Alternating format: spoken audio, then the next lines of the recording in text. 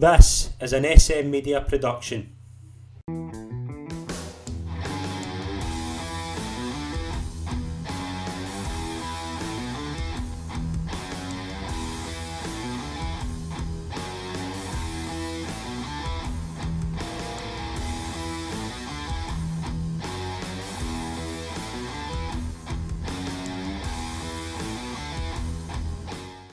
Hi folks, and welcome to the latest episode of the SM Media Pro Wrestling Show. I'm Scott McPike. It's an absolute pleasure to be your host as always.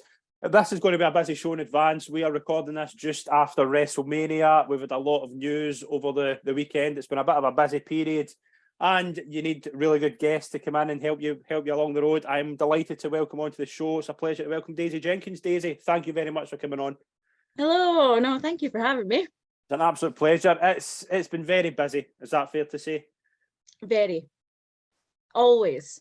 Maybe not as busy as this for a long time. I mean, WrestleMania obviously takes care of itself, but after that, we've had some quite eventful kind of announcements, particularly regarding a potential, what we thought was a potential sale now becoming real.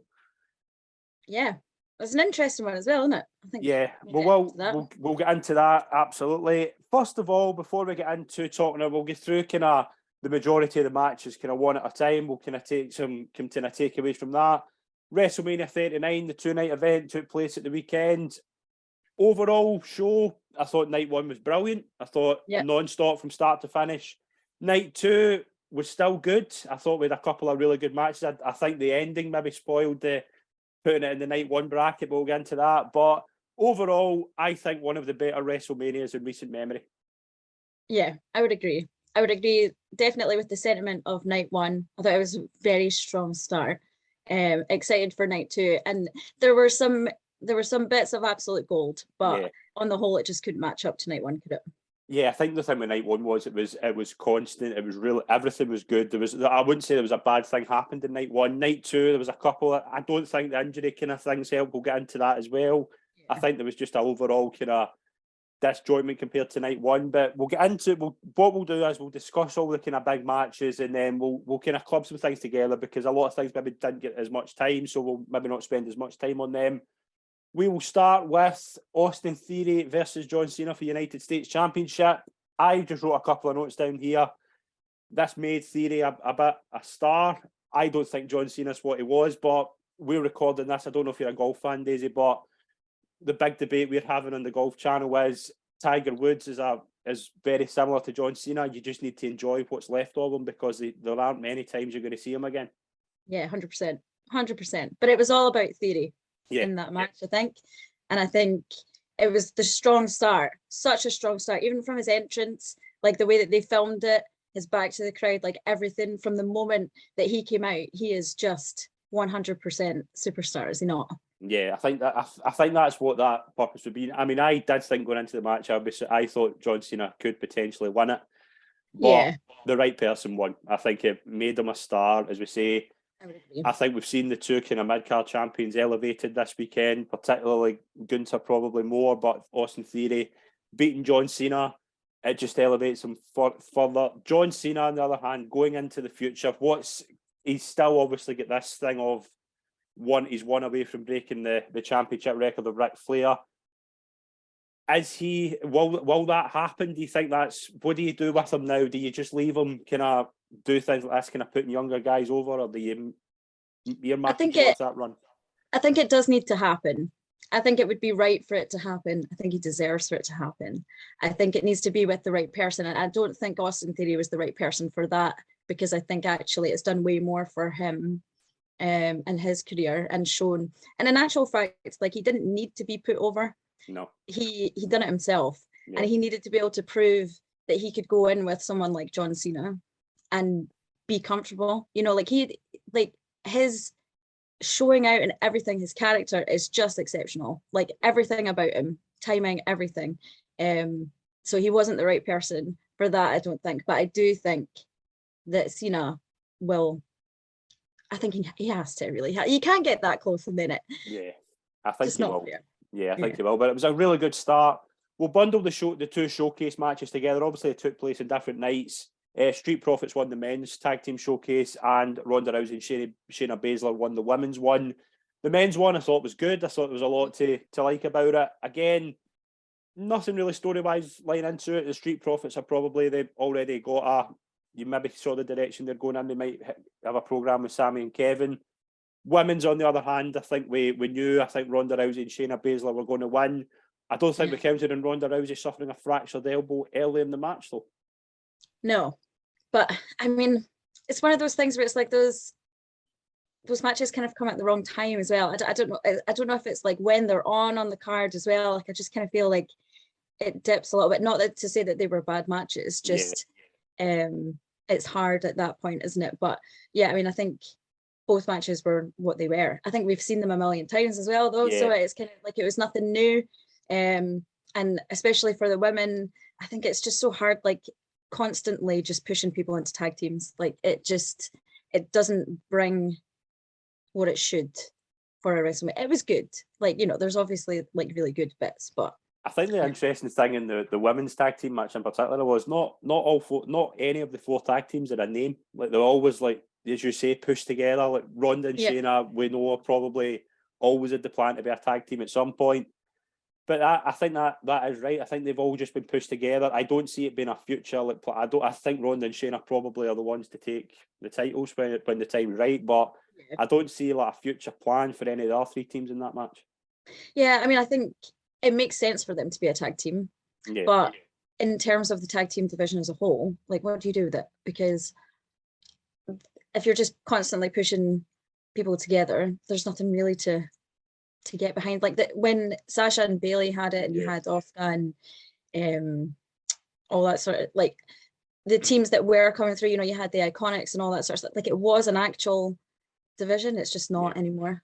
Yeah, I think that's fair to say. But 2 decent matches. Seth Rollins versus Logan Paul.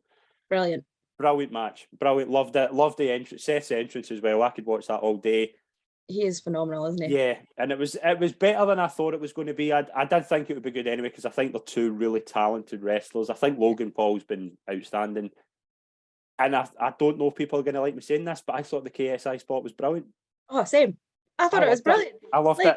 I watched it again this morning, and it's just the timing of it is perfect. And it's that thing where it's like you're allowed to dislike someone and still think that they're great. You know, like you can't really put them down, but bringing all that together and, you know, bringing the Prime stuff and everything into it, it's genius. Like how else are you going to do it? But and you can't deny Logan Paul, can you? But he's really impressed every match he's been in. I think that was that match number 5. I think he's getting better and better each time. He's obviously getting, like, working with a guy like Seth Rollins, who's brilliant to work with as well. I think has elevated him as well. Did you think it was Jake Paul under the bottle? Because that's who I thought at first. I was surprised when I saw who it was. See, to be honest, I didn't give it a second thought. I don't know. I didn't even think that. I mean, I probably should have when it came out. Thought, oh, there's going to be something going on here, but I just really didn't. I was just taking it all in. So it was a good surprise, and I think somebody had mentioned to me the other day about KSI like trying to get into wrestling and do something. At some point, he's been trying to do it for years, and for it to be that, absolutely buzzing. The one thing is obviously, like, coming from I'm a really big boxing fan, and I've been split on the way the Pauls and KSI in particular, the boxing kind of element they've taken over.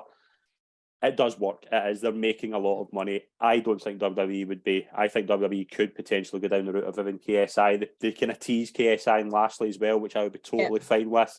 Yeah. Logan's contract's up. I don't think we're finished with Logan Paul in WWE. I was thinking potentially, now I've got a wee plan for how I would book Cody Rhodes that will maybe come out in the channel next week online, but I could see Cody and Logan being something to go down later on.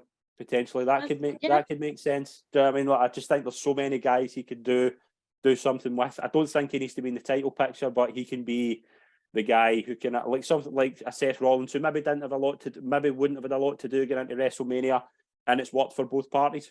I think 100%. Definitely keep him. Yeah, Seth Rollins to me is everybody always says to me, "Oh, I didn't watch that Seth Rollins match." And I'm like, you have to. Like, you cannot deny him in any way, shape, or form. Yeah. Like every single thing that he did, sorry, I'm getting distracted by my dog, just No, like take your over time. my shoulder there. But everything that he does is exceptional. Yes. Like, and he makes everything look effortless. And trust me, the things that he's doing that look effortless are not, because you know, you'll go and you'll try them and you'll go, no, actually that's a lot harder than I thought, because he makes it look so easy. So it was a perfect matchup, especially for Logan Paul. I think Logan Paul will become just an attraction. I think if you overuse him, it would be the wrong thing to do. Yeah. But there's certainly a place for him. Absolutely. And you know, love or hate him, he's entertaining. Yeah, absolutely. Next match on the card, I've loved this story from the beginning. Rey versus Dominic Mysterio. One takeaway before we get into the match. One thing I didn't like was, I know this is going to sound weird, Rey's masks over the 2 nights I thought was weird. I don't know if you've noticed it. It was a lot different design. I hope we never see that again, because it just didn't look good at all. To be honest, it's not even in my mind. Like, I don't even remember it. It's more like a helmet. I just didn't think it suited him at all. But again, Rey Mysterio knows more about masks than I do, so what masks? But this was perfect. Now, the only problem I had with it is it's hard to have a family feud when you've got Cinnamon Toast Crunch in the background. Yes, that was going to be my only thing. Yeah, that was very odd, wasn't it? But storyline wise, it was brilliant. Yeah, and his entrance, Dominic's entrance, phenomenal. Just brilliant. And I think a lot of people mentioned it online. I've had a few conversations this week as well about the Hall of Fame, and Dominic and Rhea, the way that they, you know, were just in character the whole time. And that's his dad's biggest moment of his career. And he's playing the story, and it was phenomenal. And then to bring that into it, and then having his mom and his sister get involved as well, like perfect timing on that bit. Dominic's really stepped up for me. I think I've always given him a chance. I think people wrote him off like right at the start, but you can tell the work that he's putting in. He's progressing all the time. Yeah, and I think that's the reason why I don't particularly mind Rey winning, because I think Dominic is elevated no matter what. Because maybe in some of these matches where you had the kind of young heel coming through, you were thinking like Theory's maybe a good example of that. Gunther certainly is, where if the heel lost, would it have destroyed their credibility? With Dominic, no, because the ultimate payoff there was Rey getting his revenge. But you've elevated Dominic. Dominic's character from last year's WrestleMania to now has probably been one of the best character kind of progressions we've seen in a long, long time. And he's only going to get better. And it was the ultimate payoff. Again, the family was used really well, I think. And the Bad Bunny element as well could be potential. I think we're maybe building towards Bad Bunny and Rey against Priest and Dominic. And that's totally fine as well. And again, just this is a good story. Really enjoyed this match, and I'm quite happy with it, with the way it turned out. Next match on the card, I think match of the weekend, hands down. I know what you're going to talk about. Charlotte Flair versus Rhea Ripley. Outstanding, perfect finish. Again, I've been a huge fan of Rhea Ripley and just the way she's been elevated in the Judgment Day. Absolutely brilliant match. Everything about it was spot on. Took a while to get going, but once it started to get to that peak, you knew it was just getting better. Right person won. She's an absolute star. Somebody, I can't remember who it was. I think it might have been Dave Meltzer said, once in a generational talent. Absolutely spot on. She is the future of WWE. 100%. And I think I've watched it every day since. I've watched it a lot of times, because it's an absolute clinic. Yeah. 100%. And I think it's probably now my favorite match, just because of, I think, tying together, because I thought the match that they had at the first the Locked Doors WrestleMania was incredible. Yeah, and I wasn't shocked by it, but I still was, because I'd been a fan of Rhea Ripley's from the beginning, like since the moment I saw her. And actually, like, Rhea's been one of those people that I've kind of always looked to, because I when I first started thinking about wrestling and I looked at Rhea Ripley, I was like, wow, if only I could be like that, you know? And the more that she goes, even like I was watching the ending of it just there before we came on, and, you know, she's singing the lyrics to her song and she's so relaxed. And it's like to be in that moment and to still be like that just shows that everything that happened throughout the match, which was, you know, near perfect, and it's really hard to be perfect, really, isn't it? But to me, all the facials, every single move hit, it was back and forth. You didn't know who was going to win. Yeah. You hoped that it was going to be Rhea to round it all off, but you didn't know. It was so back and forth, and it was so equal, and they look like proper athletes. Yeah. And I think like it was just so impressive to see them face off against each other. And I think it's going to be very interesting going forward with Rhea, because she is a brilliant heel, really good heel. Can you keep her? Can you keep her that way? Though Charlotte needs to turn heel. Charlotte doesn't work as a babyface. She's brilliant in the ring. Character-wise, I wouldn't have her as a babyface going forward. I don't think she's suited to it. I think it like the wee ending where she was kind of looking up like, you got me. I was like, I just didn't like that at all. I love that. I get it. I get why people like it, but I think like going forward, are you going to have a thing where, because they'll need to do a rematch, because why wouldn't you? Because there's so much there. But can you have Charlotte as the kind of babyface coming back against the heel? I think Rhea's right now, character-wise, she has to stay a heel. But I just don't see how it works with Charlotte, because I don't think Charlotte's a babyface. I just really don't. To be honest, I think you could get away with having the same, because it wasn't a heel versus babyface match. No. So it was something completely, and it wasn't even a face-face match. No. It wasn't a heel match. It was something completely different. They've almost like created their own thing, just because they are so equal. Yeah. I think. It's hard though. Like I don't know where you go with that. Just in the women's division in general though, like it is very difficult. Like Rhea's so far ahead. Yeah. Absolutely. So far ahead. And it's like, well, how do you ever take it off her now? I think it's going to be very interesting. I think there is a lot kind of between now. They kind of tease Rhea and Bianca and Raw the other night. That's certainly a road you could go down. Raquel Rodriguez as well, something like that. Yeah. The story's there, writes itself. But again, just a phenomenal performance from Rhea Ripley. Match of the weekend, in my opinion. Yeah. Will we get into the Miz and Pat McAfee stuff, or will we leave that for later on? Because I think we can blend it all together. And I think we blend it with the other one. I hate potentially laughing at a serious injury, but it was so bizarre. But again, we'll get into it in a wee minute. Final match on the card: Usos versus Kevin Owens and Sami Zayn. Perfect way to end night one. Again, worked out perfectly. Brilliant end to the match. Brilliant match as well. I don't think the match has been spoken about enough. I think the ending, brilliant. Just perfect way to get this story. Again, I don't think it's finished. I think we can potentially go down the route of potentially another match later on. Right team won. Again, Sami Zayn, the build in that has been excellent. And it couldn't have been a better end to night one. No, I would agree. And I think the long-term storytelling of this whole thing is one of the best things to come out of WWE of all time. Yeah, like when we look back on Sami Zayn from the very beginning of that whole storyline to the emotion that all four of those guys put into that match, it told the story from start to finish, from way back when it started. Every single one of them brought that story with them, and actually they brought everything that they'd done before that. Because what a moment for Kevin and Sami to have at the end. Like they were looking at each other just going like, unbelievable. Yeah. And the thing for me is like, imagine being at WrestleMania having a phenomenal night one, and you get to end on Sami Zayn's tune. Yeah. And like everybody must have been going home absolutely buzzing. Like it was just brilliant. Yeah, absolutely. Brilliant end to that storyline. Night two, let's start with Brock Lesnar versus Omos for a 5-minute match that I didn't have high hopes for. I thought this was fine.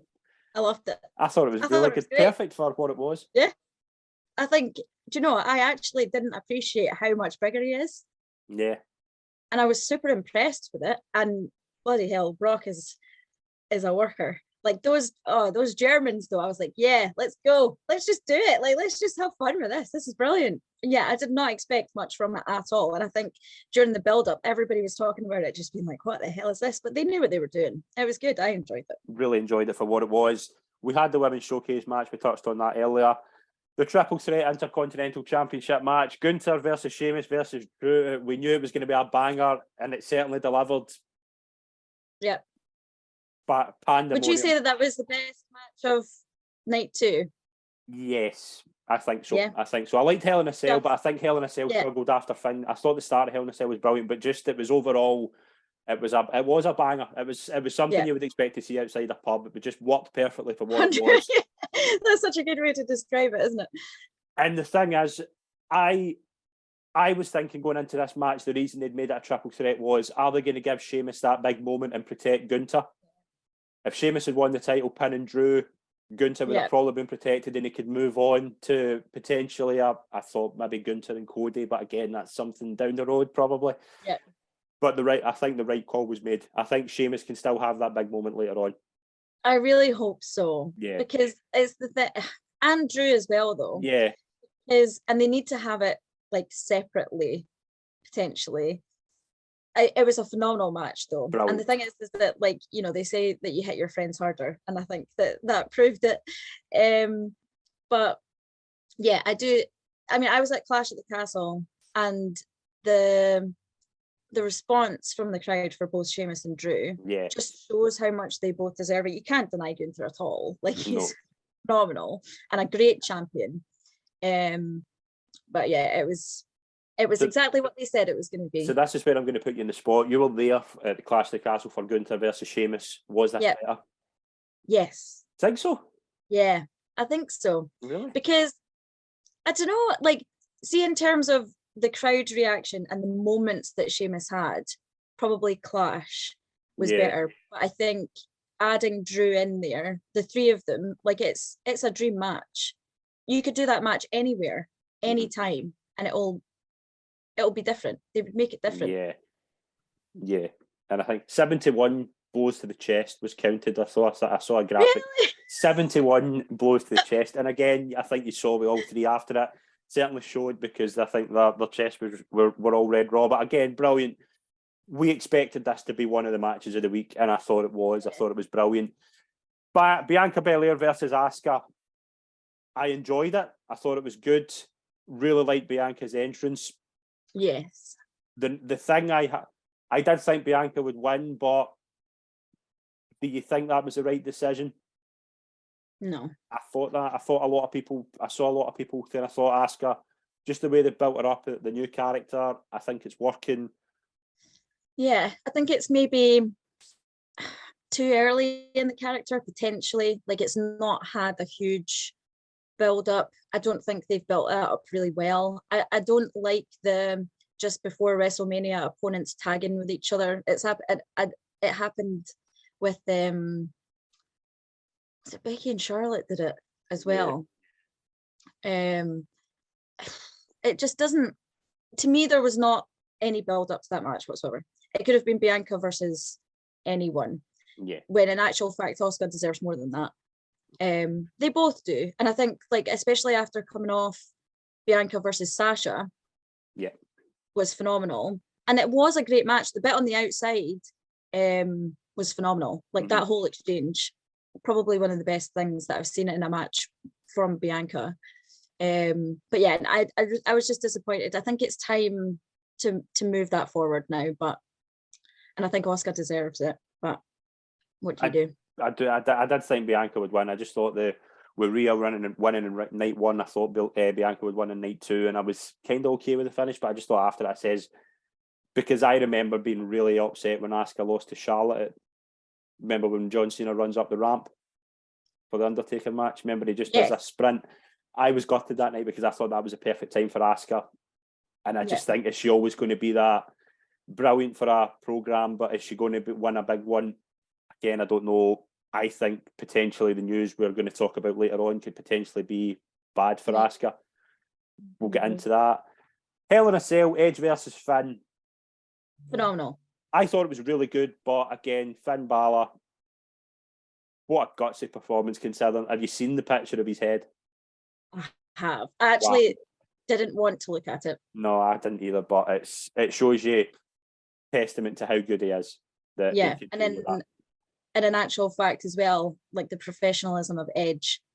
I remember watching it and I watched it twice, like that bit just as the injury happens and he's on the outside, and just watching Edge's facial expressions and just thinking, right, okay, what's going through your mind at this point? Like, that's crazy. You're standing in Hell in a Cell in front of all of these people and you're having to move it forward, not knowing how long this is going to take to sort, not knowing if, you know, he's going to be able to continue, all of that sort of stuff. And if you go back and watch it and just watch his movements and his facial expressions, like, it's phenomenal. But then for Finn to come back from that, it was we all knew that it was going to be an amazing match, but that just makes it even more. Similar to Edge with John Cena, we're not going to see him very much after this.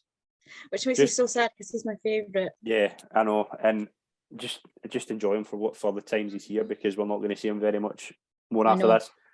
Right, Miz and Snoop Dogg.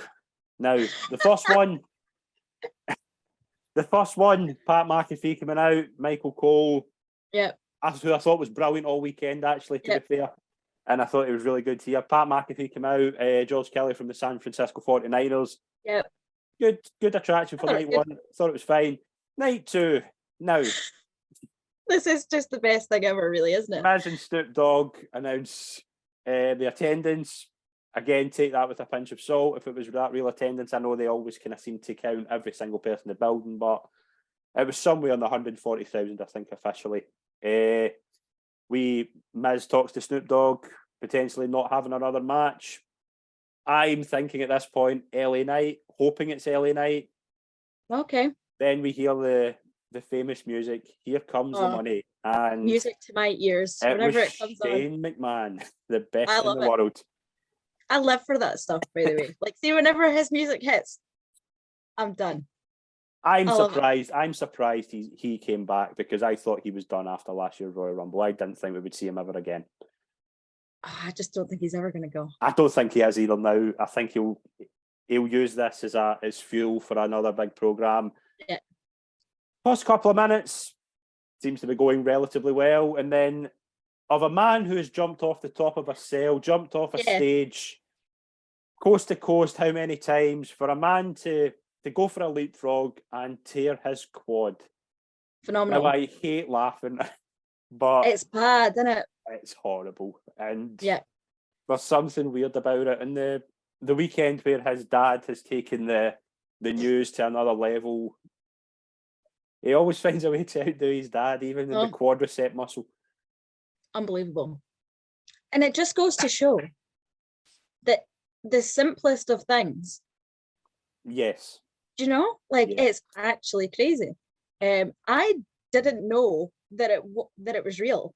Somebody said, I thought at first it was his knee, because I thought it was his knee. I've done my knee like that, and it's not too dissimilar positioning to what it's. It looked like he almost like went down on it like that. And you knew straight away it was bad. And that's the thing. You can tell straight away and things like that.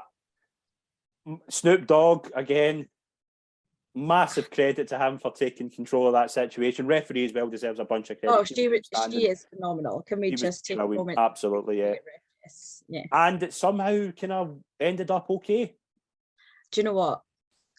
That people's elbow is one of the funniest things I've ever seen in my whole entire life. I had to watch it multiple times over. It got sent into every single group chat. Everybody was talking about it. And it was that moment, we were talking about it at training on Monday. Monday? Yeah, it must be Monday. That moment where he takes off his glasses and he thinks for a second, am I actually going to throw these? And then we were all trying to work out, well, how much were those glasses? Yeah. But do you know what? It was, credit to him. One of the best moments. Everybody will remember that. And no doubt we'll see Shane McMahon at a building near you soon. Best wishes to him in his recovery. The main event, this will take a wee bit of time because there's a lot to unpack here. Roman versus Cody. Going into the match, what did you think? Did you think it was the right time? Did you? Yeah. Yeah. And that's kind of, it's going to cloud my judgment for this because Cody Rhodes' entrance for a start, giving the belt to Brody Lee's son, just the whole reaction, the crowd screaming the woe at him, that was amazing. Everything about that was, Roman Reigns' entrance was brilliant as well. But I remember texting a friend of mine just after the Cody entrance and saying there is no way they're going to do an entrance like that, do things like that, and he's not going to win. It just felt this was it. And it did. But do you know what? Like, see, off the back of night one, though, it did make me wonder. I was like, are they actually going to take all the belts off of them? Like, can you really go from that to that? I was hoping that it was Cody, because I do think that it's the right time, but then, he's I don't know. It's so hard. But yeah, I would agree with you. The match as a whole, I thought was brilliant. I thought it was I remember, I don't know, you'll maybe be the same as me, staying when WrestleManias were one night and it was 7 hours before you actually saw the main event. And particularly for us, at 5:30 in the morning, the last thing, the main event is usually quite hard to get through. I remember the main event being the least exciting match in the card at sometimes. I thought this match was absolutely phenomenal. The false finishes, everything about it, even the interference I thought was good. And I thought it always felt as if it was leading to Cody.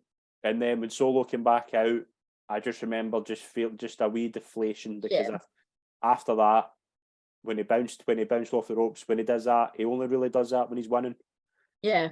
You were in the crowd for Clash at the Castle, for Drew, that felt right as well. Yeah. I could see why they didn't do it then. I could certainly see why they didn't do it in Montreal.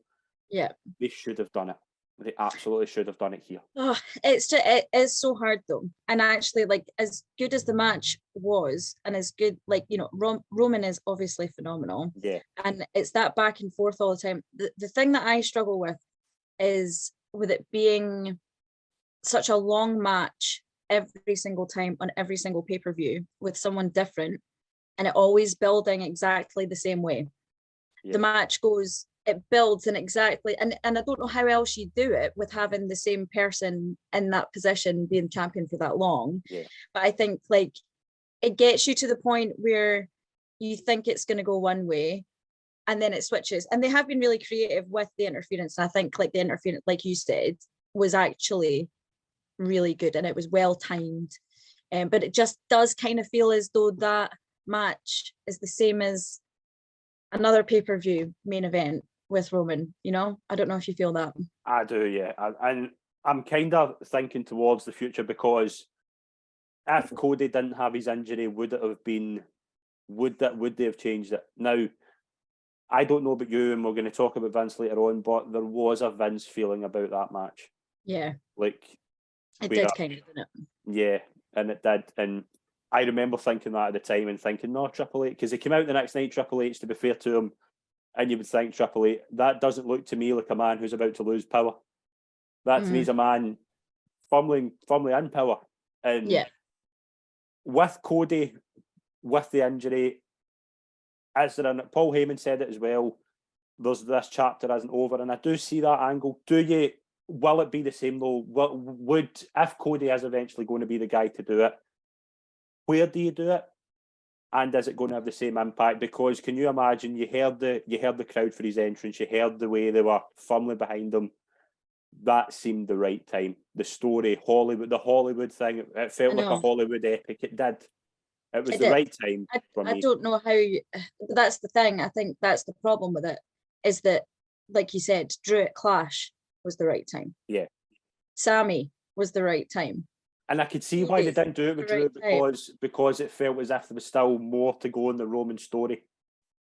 I get that, yeah. And I think, in actual fact, like, for Sammy's sake as well, it's actually, like, that's who that's been more about. But yeah, I honestly just can't. I don't know what they're going to do at this point, but obviously that's part of it, isn't it? Like, I think it's going to be a very interesting. I think SmackDown is going to be so intriguing, because we're going to know who's in charge, and that leads us on to the next point. There was rumours flitting about after WrestleMania that WWE was potentially, the sale was going to be completed to Endeavour, who obviously are the parent company of the UFC. There is a merger now with the UFC worth around 22 billion. The WWE's been valued at 12 billion. Again, I think that it's going to be interesting to see it. This won't go through until the end of 2023, so it's not really going to have a short-term impact, but long-term, I think we're going to see a big difference. I think particularly, potentially kind of network and stuff like that, I think we're going to see a lot. It's going to be a lot different. What do you think of this? I never ever thought we would be sitting here and the McMahons weren't in control of WWE. I honestly have no idea what to think about it. No. My initial gut feeling is that it doesn't seem like it's going to be a bad thing. No. And I think the potential there is phenomenal in terms of like the platform. And I mean, even just using the WWE network, like it's infuriating. So, and like being able to search for stuff and all that kind of thing. And I think it's bringing a different perspective into it it's all entertainment at the end of the day, and everybody's got the same mindset and everybody's got the same goal. Everybody wants the same thing for it. There's already crossovers, and the crossovers have all been good, some exceptional. So you bring all of that together, and then there's almost like a new product. I don't know what that means though. You know, I don't know if that's a good or a bad thing, but my gut feeling is that it can't be a bad thing. I don't think it's going to be particularly noticeable. Like I don't think we're going to see like a UFC WWE crossover. I think it's just apparent. I think it's more a business side of it, which I get, and I think again the job Endeavour have done with UFC is really, really good. You've seen how mainstream UFC 10 years ago, nobody had really heard of, particularly here. Like you wouldn't have had a thing of UFC. It was really hard to watch, wasn't it? Yeah. Like that's when I started watching. Well, it was probably before that. It was maybe like 13, 14 years. It was when Brock was coming through. I remember the first fight I remember was Brock Lesnar and Randy Couture. Whenever that was that 2008 maybe? That was the first time I remember UFC. And when they were doing the Ultimate Fighter like TV show, that was incredible. I loved that. Yeah. But yeah, like it was very hard to watch over here. And it's the same sort of idea with, I mean, WWE's got better, like to be able to watch, like wrestling's got better to watch over here, but it's still not the easiest thing. No, it certainly isn't. And I think as well, we are going to see it a lot more in the mainstream. That leads us on to what happened at Raw. I don't know if you've watched Raw. No, I've been... Well, you might have seen Vince McMahon's interview on CNBC on Sunday, where he somehow has kind of made himself look like a mixture, and I've wrote this down just so I remembered it. He looks like a mixture of Simon Cowell and how Luigi would look if he'd grown up. That's what he looks like. And I'm all for I like seeing when people retire, fair enough, they're allowed to live their own life. I have never seen an 80-year-old man retire, grow a moustache, dye his hair completely jet black, and somehow look worse. He's having a moment, isn't he? He's having a midlife crisis way too late. And he has taken retirement. When you're, I mean, I'm not, Vince McMahon's private life is Vince McMahon's private life, but if you're wanting to eliminate questions about what you've been up to and what's caused you to go into retirement. Don't grow a moustache. Don't grow a moustache and don't dye your hair jet black. That's my word of advice for anybody watching this show. When you turn 80, do not dye your hair. Yeah. And don't grow a moustache anyway. But there seemed to be a different vibe at Raw. And I don't know if you've seen the videos. Seth Rollins in particular, he seems to be given a format during the break where things completely change.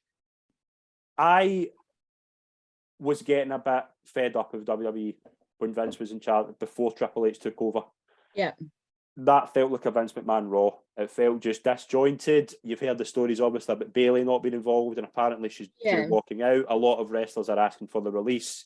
Yeah, I think this is the only thing that I've really seen, and especially sort of like more so towards the tweets that the women are putting out. That's what I've been interested in, just because I think that is like a huge telltale sign of something going on, especially when you've got people like Bayley. I think Bayley's 100% underappreciated, and I think everybody's writing their tweets as if it's like I'm gone, but then sometimes you do wonder whether that is all part of it. I don't know, but I think time will tell.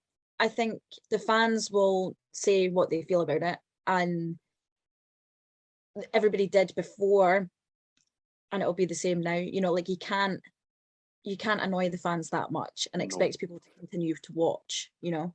And it's felt a bit more fresh because Vince hasn't been there. And I remember, like, you've heard interviews with former kind of WWE guys who have left, they went to AEW. the one thing they spoke about is going to AEW because they had a bit more freedom. Now, I'm not a massive AEW fan. I don't know if you are, but I can see a lot of wrestlers going there now. I thought potentially it would be the other way about, because I think Triple H had brought... And you see how well, like, you see backstage, like Rhea Ripley, for example, the first person she goes to when she goes through the curtains, Triple H. Yeah. Because he's obviously been so important to her, treats her like her. Do you know what I mean? He's been so influential, perfect word. I don't see Vince McMahon is 80 years old. Now, I'm not ageist in the slightest, but when you're hearing so much negativity about the way, do you know what I mean? Like he's changing people's names. A lot of guys who were at WrestleMania, for example, who were released by Vince, they're not going to stick around now because they know he's back under control. Now, that leads to a thing of, was the guarantee in the sale that Vince would come back and do creative. Now, if that's the case, I think you're going to see a lot of wrestlers leave there soon because they will not want to work for him anymore. Yeah, I mean, that's such a difficult thing, because where's the longevity in that? Yes, exactly. You know, like, I mean, as a person, he's obviously doing very well for the age that he is. Certainly looks it. You know, but it's still, and I completely understand, like, from a sort of like diplomatic point of view, I totally understand potentially his difficulty with letting it go. Oh, definitely.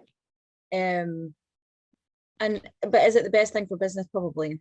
I don't. It's too early to tell, and it's too early to tell what's actually going on.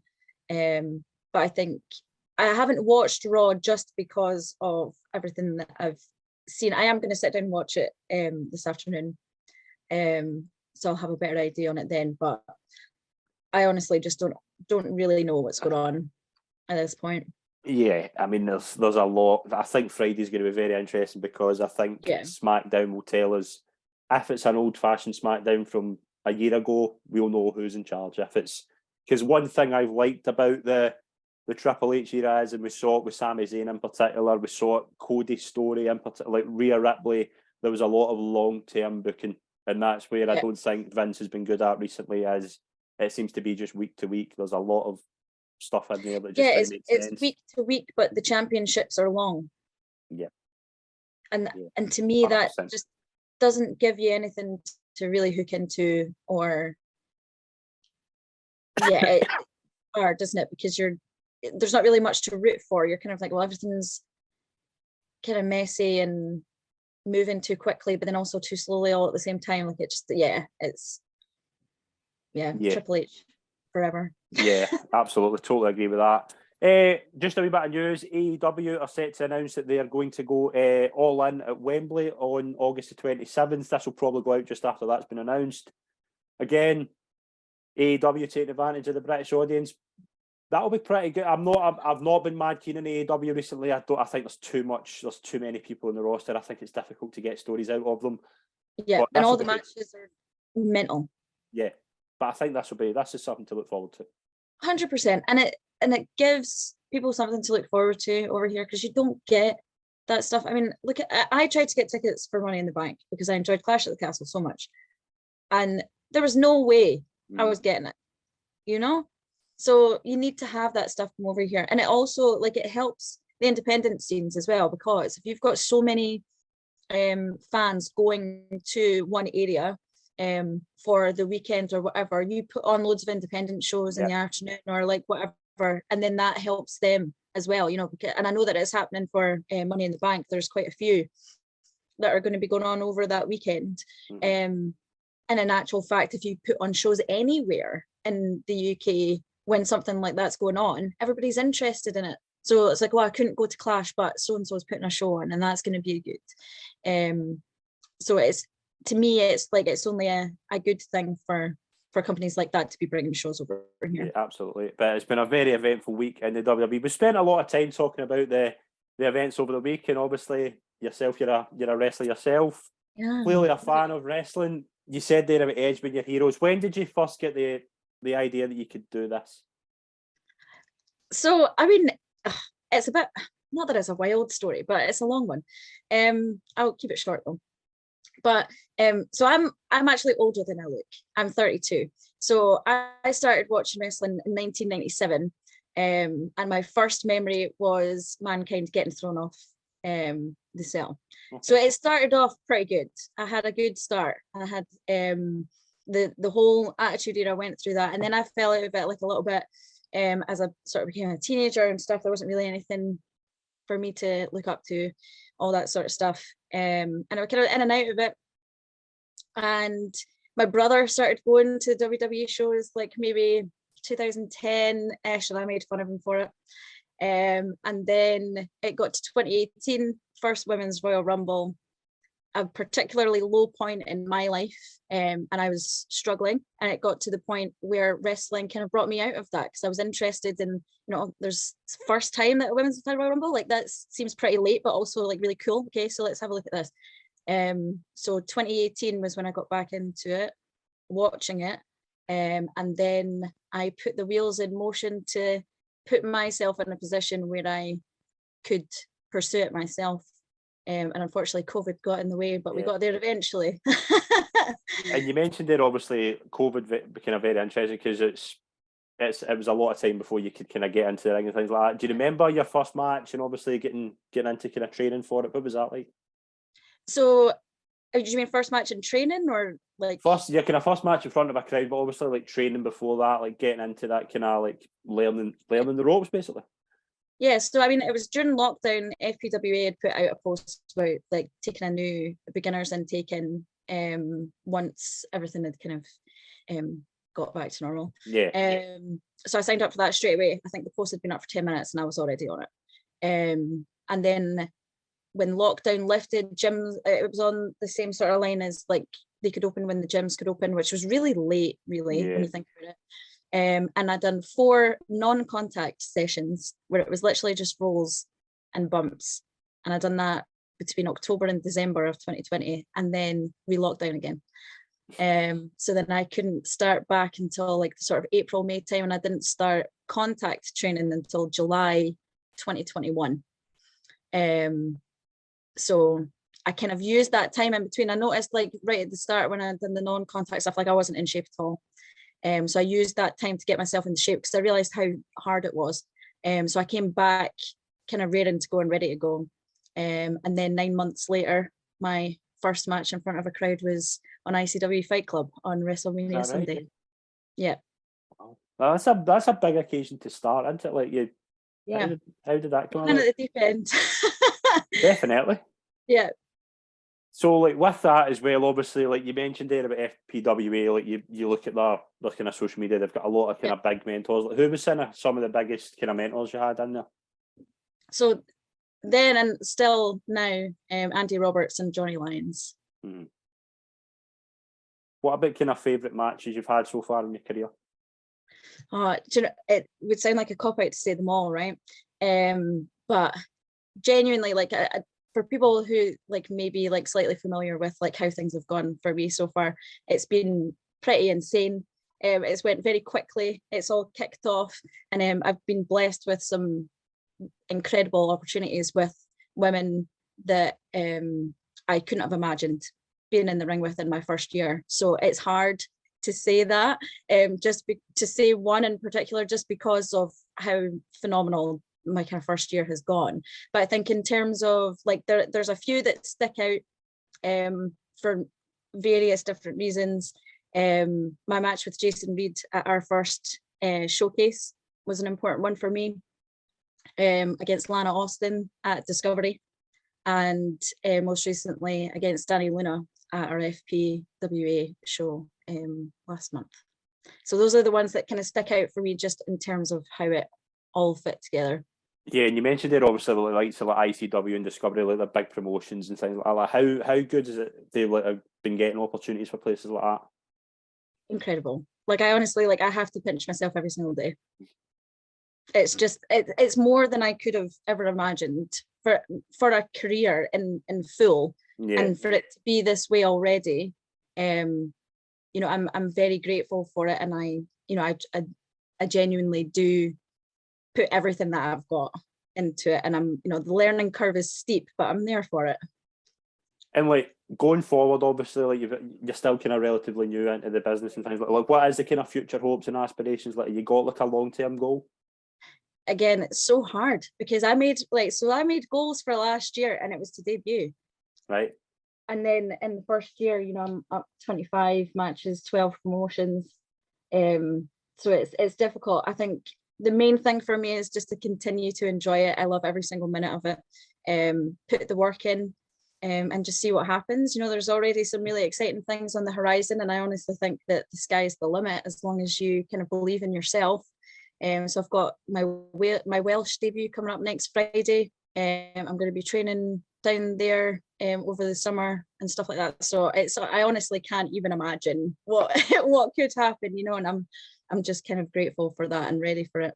Absolutely. So before we kind of finish the show, you've been a brilliant guest, obviously, to go on and talk about WrestleMania and talk about your own career. We're going to put you in the quick fire questions round. Are you ready to go here? Oh, I don't think so, but okay. Let's start. Your dream match, who would be your dream opponent? Becky Lynch. Becky Lynch. Favourite match you've had so far? Oh, I just said 3. I'll go Lana Austin at Discovery. Brilliant. Favourite TV match you've ever seen? Oh, does that include a pay-per-view? Yes. Bailey versus Sasha, NXT TakeOver. Favourite match you've seen in the flesh? Oh no. Oh, that's difficult. I actually don't think of. I'll go for one that was like most recently because it's fresh in my mind. But Talon Jr. versus Nico Angelo at our FPWA show. Brilliant. Recently. Funniest in the locker room? What locker room are we talking? Any locker room. Training? Any locker room you've been. Who's the funniest character? Let's talk about training then, because I'm there most of the time. But Robert Balfour. Brilliant. Prefer being a face or a heel?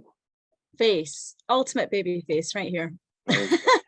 3 people, male or female, you would start a faction with? Oh, that's hard too, isn't it? This question's kind of been flown about quite a lot over the last year. I'm going to go with Harmony Sky, Ellie Armstrong, and I don't have another one because of the like flowers and stuff. I'll go with we'll be the 3. Brilliant. Dream promotion you would work in?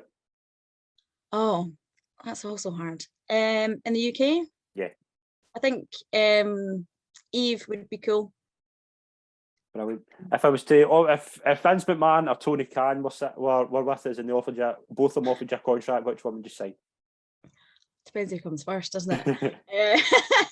I would have to go Vince, I would, but yeah, that's a hard one. Favourite film or TV show? So I've got 2 favourite films, The Breakfast Club and one that maybe people don't know, but if you know, you know, The 3 Ninjas. Brilliant.